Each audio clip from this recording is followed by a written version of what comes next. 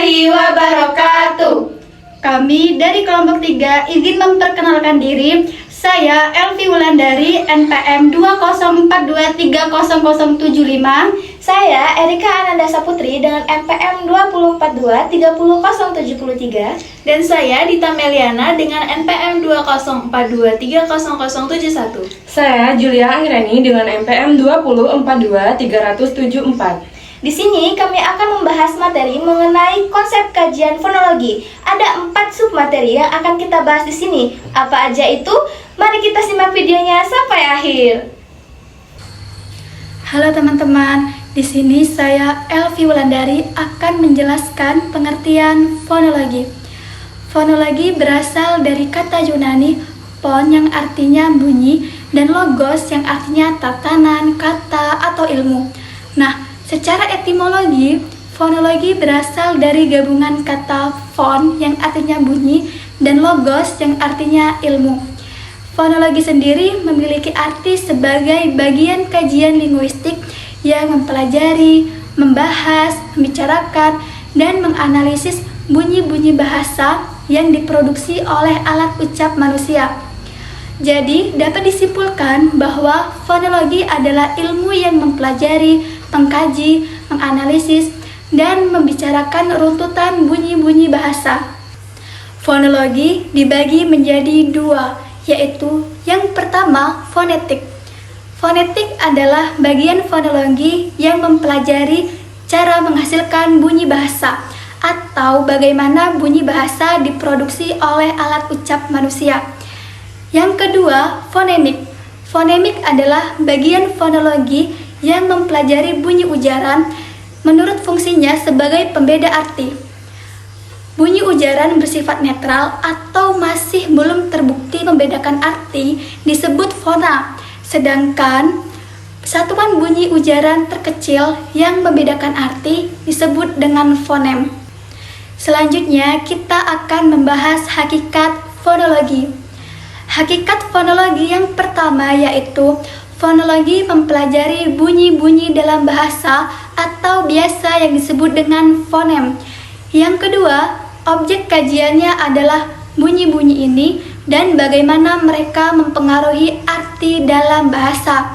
Yang ketiga, fonologi menggali aturan dan pola-pola yang mengatur bunyi-bunyi ini. Selanjutnya, kita akan membahas peran fonologi. Peran fonologi yang pertama, menganalisis bagaimana bunyi-bunyi dihasilkan oleh alat ucap manusia. Yang kedua, memahami bagaimana pendengar menerima bunyi-bunyi tersebut. Dan yang ketiga, menyelidiki dampak bunyi pada makna dalam bahasa. Kemudian, kita akan membahas manfaat fonologi. Manfaat fonologi yang pertama, memahami variasi bunyi dalam berbagai bahasa di dunia.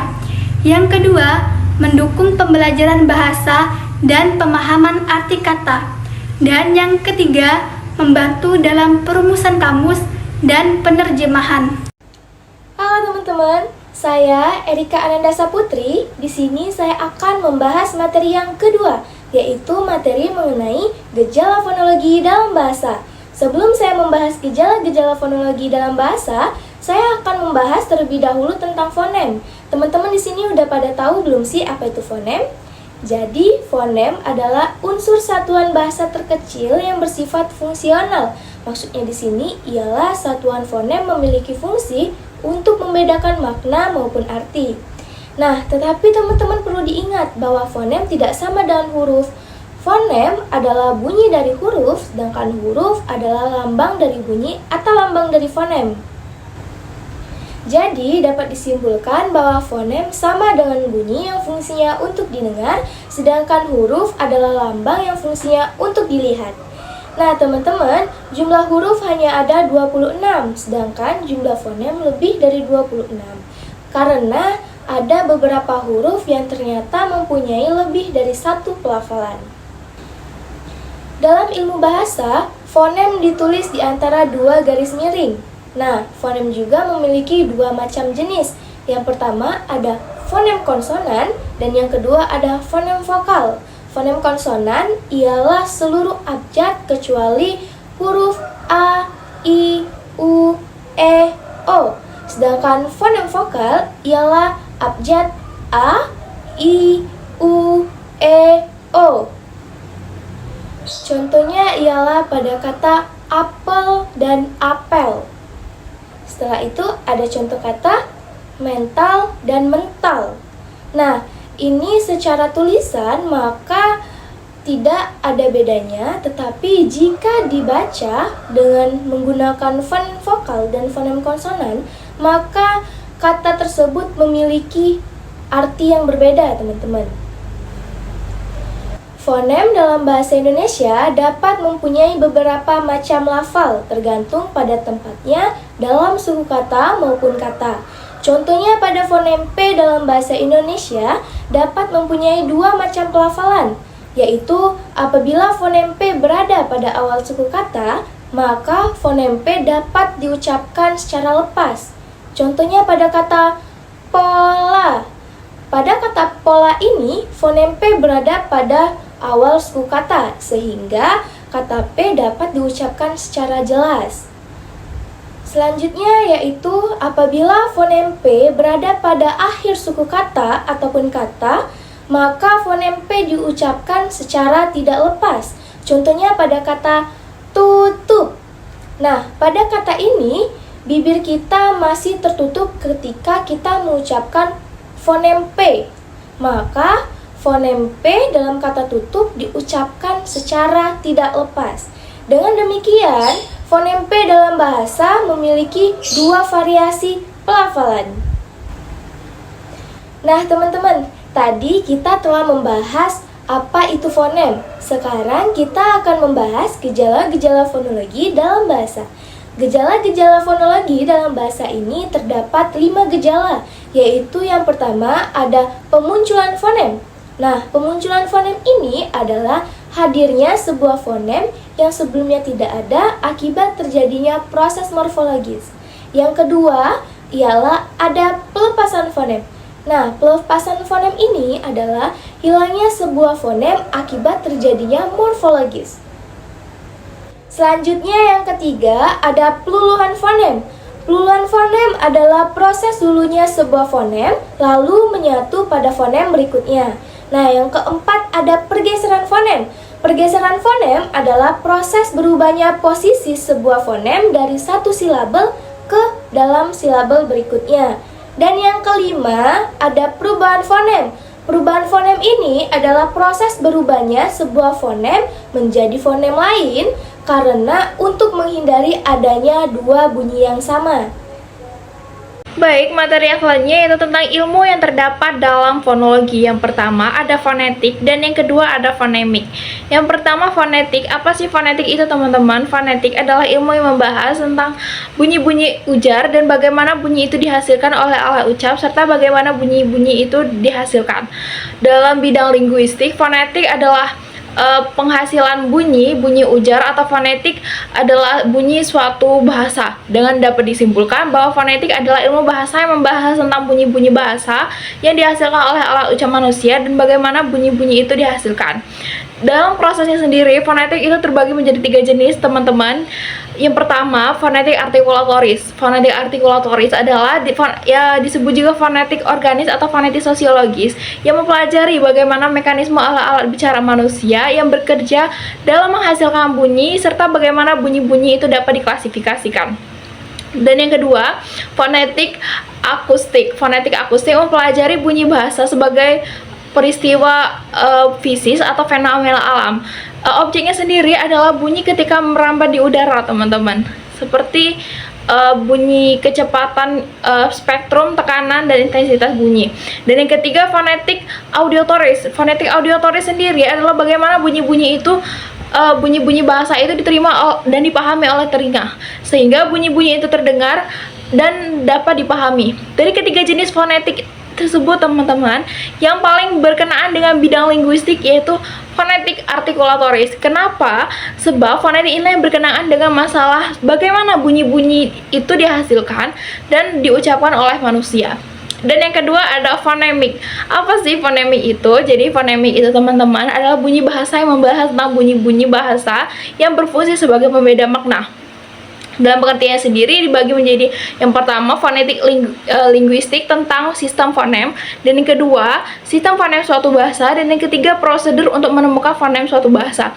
Jika dalam fonetik mempelajari berbagai macam bunyi yang dapat dihasilkan oleh alat ucap serta bagaimana bunyi-bunyi itu dihasilkan dan dilaksanakan, maka dalam fonemik mempelajari dan menyelidiki kemungkinan-kemungkinan bunyi ujaran yang manakah yang dapat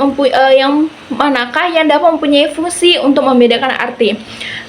Jadi cara mengatakan bahwa fonetik mengkaji bunyi bahasa yang dapat berfungsi untuk membedakan makna. Mungkin segitu saja materi dapat saya sampaikan. Terima kasih. Halo teman-teman, saya Julia Anggreni. Di sini saya akan membahas materi tentang hubungan fonologi dengan cabang linguistik lainnya.